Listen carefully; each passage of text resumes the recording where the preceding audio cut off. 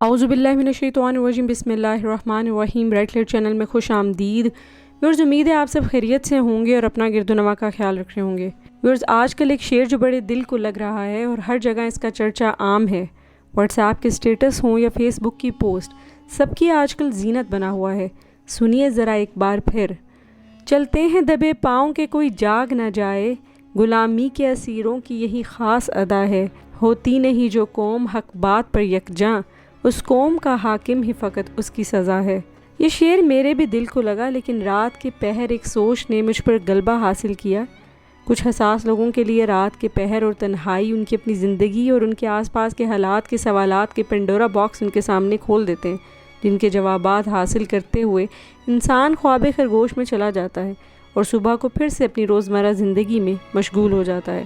آج ایک سوال کا جواب مجھے آپ سب سے درکار ہے۔ کیا بحیثیت انسان ہم یہ شعر اسٹیٹس پہ لگا کر اپنے آپ کو ایک زندہ قوم ہونے، سچ کا ساتھ دینے والے اور ان لوگوں میں شمار ہو رہے ہیں کہ جیسے سارے کا سارا شعور بس ہمارے پاس ہے اور یہ اسمبلی میں بیٹھے کارکن سمجھ بوجھ سے آری ہیں؟ نہیں، ایسا نہیں ہے۔ ذرا رات کی تنہائی میں یا کبھی خاموشی کے گوشے میں خود سے سوال کریں کہ اپنے ارد گرد کتنی چیزوں کے بت ہم نے بنا رکھے ہیں۔ انا کے، نوکری کے، پیسے کے، رزق کے، محبت کے، لالچ کے، خود غرضی کے، بے حیائی کے، فتنوں کے، غیبت کے، اور ان چیزوں کو جانے انجانے میں ہم ان کے آگے جھک بیٹھے ہیں اور دعویٰ کرتے ہیں سچا اچھا مومن ہونے کا۔ مومن تو وہ ہے جو کہ اللہ کی معیشت میں راضی اور اللہ کو رزاق، اللہ کو اکبر، اللہ اکبر سمجھے، نہ کہ کبھی نوکری کے ہاتھوں، کبھی عزت کے ہاتھوں، کبھی رشتوں کے ہاتھوں، کبھی دنیاوی فائدے اور چند محض فانی خواہشات کے ہاتھوں مجبور ہو کر اس بت کے آگے جھک جائے۔ میرا سوال یہ ہے مجھ سے اور آپ سب سے، کیا آپ میں کوئی نوکری پیشہ ہے جس نے رشوت مجبوری میں آگے دی یا پہنچائی؟ کیا کہہ کر ضمیر کو مطمئن کیا آپ نے؟ میں نے، ہم نے کیا کہہ کے مطمئن کر دیا کہ ہم مجبور ہیں؟ اللہ کیا قیامت کے دن اس بات کا جواب اللہ کو اسی طرح دے پائیں گے جب اللہ کہے گا کون ہے رب؟ آج کون ہے رب؟ کون تھا رازق؟ کون تھا مالک؟ عزت ذلت کس کے ہاتھ تھی؟ کون تھا؟ ومن تعز من تشاء ومن تذل من تشاء۔ کیا جھکتے نہیں ہم روز؟ کیا شرک مخفی سے ہم بے خبر ہیں؟ کیا روح پرسکون ہے ہماری؟ پھر آواز آتی ہے ہر ذی روح تو نہیں سوئی۔ مومن تو اللہ پر توکل کرنے والا ہوتا ہے، وہ تو پیاز اور آٹے کو بیچ کر زندگی گزارنے میں بھی فخر محسوس کرتا ہے، وہ تو بھیڑ بکریاں چرا کر بھی پیغمبری کے عہدے پر فائز ہے۔ بہترین انسان تو سب جنگ بدر اور احد میں اپنا سامان لٹا کر بھی اپنے گھر بار اور بچوں کے لیے بس اللہ تعالیٰ کو چھوڑ آتا ہے، اور ادھر آسائشوں کے لیے ہم آوازیں دبا کر بیٹھے ہیں۔ کیا میں مومن ہوں؟ میں تو نہیں ہوں۔ کیا لوگوں کی بدخوئیاں کرتے محض عارضی ہنسی مذاق اور وقت گزارنے کے سبب باتیں کر کے جو کسی شخص میں ہوں تو چگلی اور نہ ہو تو غیبت جو کہ مردار کھانے کے مترادف ہے، یہ کر کے میں کیا کہہ کر اپنے آپ کو تسلی دیتا ہوں کہ میں دوسروں کو خبردار کر رہا ہوں؟ کیا میں دوسروں کو فائدہ دے رہا ہوں؟ دوسروں کو اس لیے ذلیل کر رہا تھا کہ میری ضلالت کا پتہ دوسروں کو نہ لگے یا وقتی طور پر لوگوں کے دلوں میں کسی دوسرے کا نام آ جائے؟ کیا کہہ کر دل کو مطمئن کیا جاتا ہے؟ کیا ہم مومن ہیں؟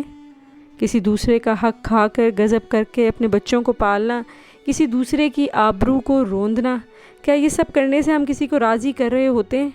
خود کو، نفس کو، دوسروں کو، اپنے از خود بنائے بتوں کو، یا پھر اللہ کو؟ اقتدار کے ساتھ آزمائش بھی آتی ہے۔ جو جتنی بڑی کرسیوں پر بیٹھا ہے اتنا ہی سخت امتحان سے دوچار ہے۔ ایک امیر آدمی کا محل کا درجہ بھی پا سکتا ہے اور مقبرے کا بھی۔ ایک غریب آدمی کی جھونپڑی اس کی تنگ قبر بھی بن سکتی ہے اور اس کا مزار بھی۔ بات نیت کی ہے، بات آسانیاں پیدا کرنے کی ہے، بات اللہ کو راضی کرنے کی ہے۔ ہم میں سے کتنے ہیں جن کے رابطے اوپر والے سے بحال ہیں؟ ہم میں سے کتنے ہیں جو شاید ان کرسیوں پر بیٹھ کر اپنے فیصلے یہ کرتے ہیں؟ ہم میں سے کتنے ہیں جو حق کا ساتھ دیتے ہیں؟ ہم میں سے کتنے ہیں جو نوکری، عزت، رزق، فتنے، فساد، جان کی فکر کیے بغیر حق کے لیے آواز اٹھاتے ہیں؟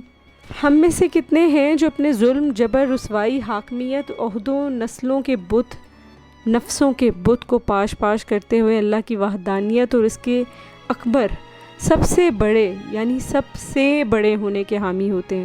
ہم میں سے کتنے ہیں جو اپنے سامنے رشوت دیتے اور لینے کو روکتے ہیں؟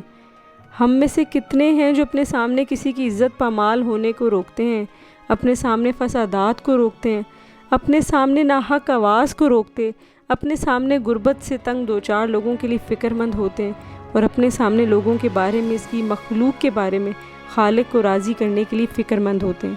کہنا آسان ہے کہ ہم بحیثیت قوم بزدل ہیں، بکاؤ ہیں، اور ہم میں سوچ نہیں۔ یہ جو کہا جا رہا ہے یہ دوسروں کو سنانے کے لیے کہا جا رہا ہے۔